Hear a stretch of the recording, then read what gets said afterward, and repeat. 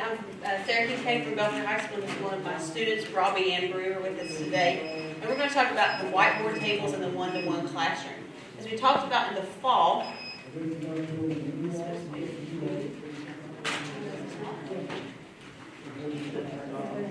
it is. Okay. Our project idea is that we were beginning using daily use of Chromebooks in our classes. The social studies department at our high school went to being one-to-one in the fall. And that was exciting, it was new, it was very different for us to do. And one of our team members had embraced that back in the spring, and so we were sort of not going into it totally blind. But with that, when we were using the Chromebooks and a Google Classroom, it prompted me to the idea for the need for new space. And I mentioned in the fall that it's just like, I did not like the ideas, but even today, and Robbie Ann can tell you, I'm like fussing on them. But you carry your Chromebooks, put them up neatly. I hate the fact that they have to walk them across the room all the time. And so I wanted to and put them on desks. They can slide, they can be dropped, because I don't see a Chromebook as something that's inexhaustible. I see that as something you keep it and you take care of it and you don't get them broken. So I went to do some look into designing some tables that would promote safety of the technology and be both cooperative and allow for kinesthetic learning, because I do a lot of up on the floor movement and stuff like that, and I didn't want the kids to feel hemmed in just because we're protecting a Chromebook. And so I began doing some research on that, and to buy whiteboard tables, you can get them from Amazon. They're about $600 a piece for a table, and I was like, well, I can get one, maybe. And so I wanted to look for something that provided for a formative assessment and creativity as well, so to make it just not buying some new tables. So this is the solution. This is what I came up with, and it is it's all made of lumber. It is 4x4 posts of treated lumber, and then you have the whiteboard top. And what worked out so well is that I worked with our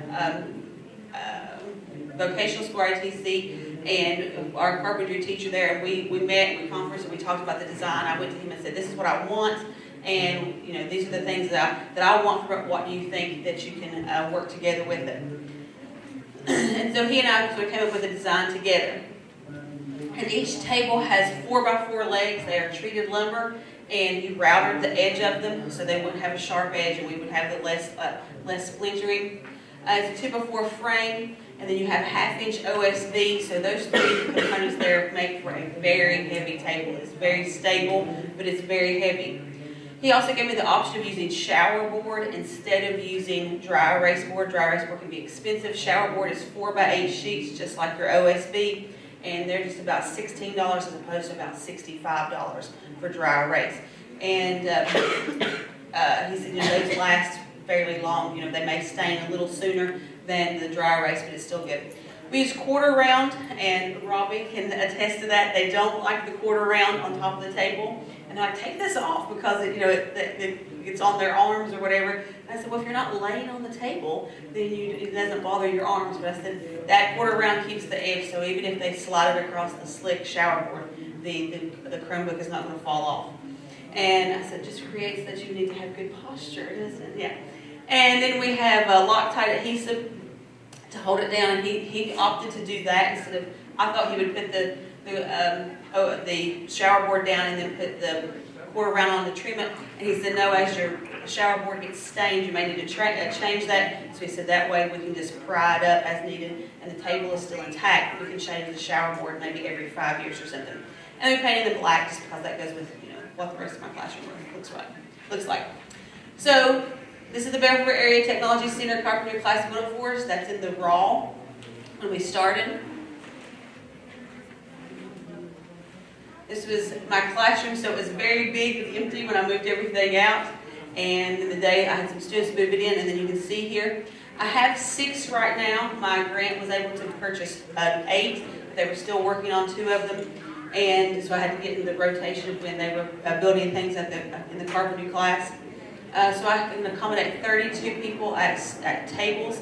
And my students will say, even though I have a lot more seemingly stuff in my room, it is much more open. We have a much more open floor plan. Now the negatives to it is I do have 4 people sitting at a table, and so that does create some more chatter. But at the same time, you also already have built-in groups. You have built-in, help partners and things like that, and then they have everything working there together.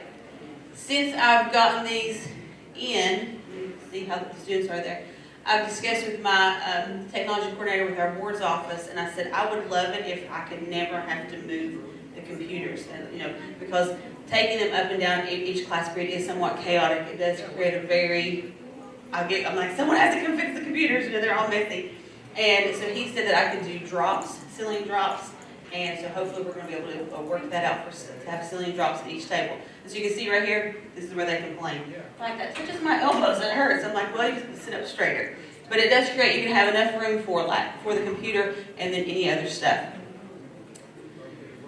Because the price of lumber was down when I purchased, which was great, I was able to purchase additional things. Each table will have their own kit of highlighters, dry erase markers, Post-it notes, and then their own set of paper towels and cleaner. So that's good because that way they have this kit. That way, I keep it. I'm all about the kits. I'm also going to purchase a wireless Air keyboard and mouse. One of our technology teachers at school recommended that, and so I can just walk around the room. It's a tablet, and then you have here the mouse pad as opposed to having an individual mouse, and so that makes it easy to move around the classroom. And I still have some money left over, so there's a few more things that I'll be able to pick up for that. And I think that's all. But the big thing was, like I said, when you start thinking of having high tech in your classroom, that's great.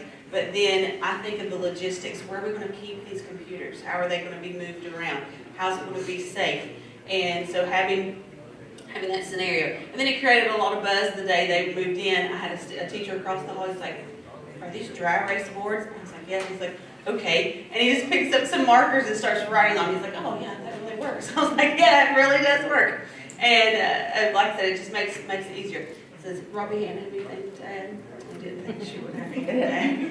But it's very easy. Like I said, he changed the design on it some because I didn't want frame. I wanted to be strong with the framing. I didn't want it to have to touch anyone's legs, and so he did a double frame, and so there's nothing supporting it underneath.